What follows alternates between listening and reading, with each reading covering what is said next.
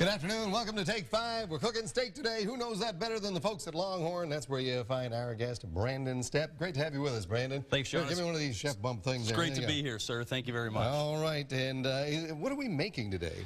All right. So we are featuring a menu-inspired item, the Hickory Salt-Crusted Filet. Woohoo! That sounds good already. It isn't started yet. It is delicious. It's tailgate season, so I feel like we can add something else to the repertoire of the tailgate. Put that up there.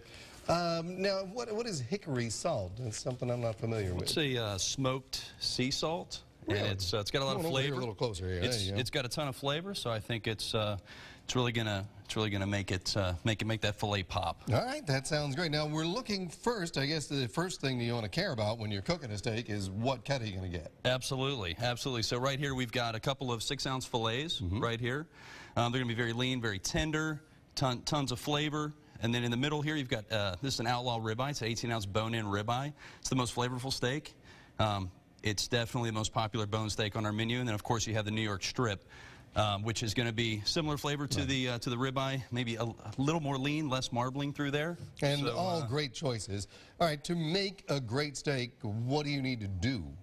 You know, the most important thing for a great steak, I think, is for it to be, you know, fresh, never frozen, like our steaks at LongHorn.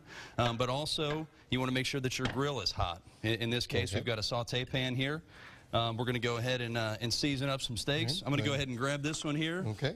Go ahead and be generous. You want to give it one pass, but you want to go ahead and kind of pack it down. Okay. Flip it over, get both sides. I'm on it. You can just smell that smoke flavor. Yeah, you really can. I can't believe people are smoking salt, but there it is, and it seems to work. It is fantastic. Right, here we go. So we oiled our pan. We got a lot of oil on there. We're just going to put them down. We're going to let them cook. You want that to be as hot as possible.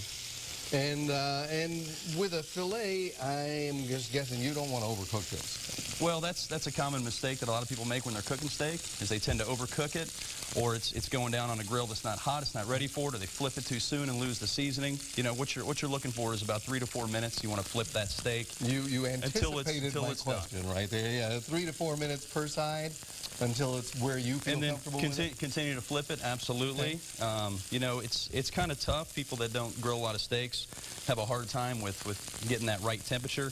So time frames aren't really you know, accurate, but I would say 10 to 12 minutes or so for your medium. You know, we've got a nice biotherm here. That's always a great thing. Pick one of these up at the grocery store. A couple of things quickly. You guys are booming.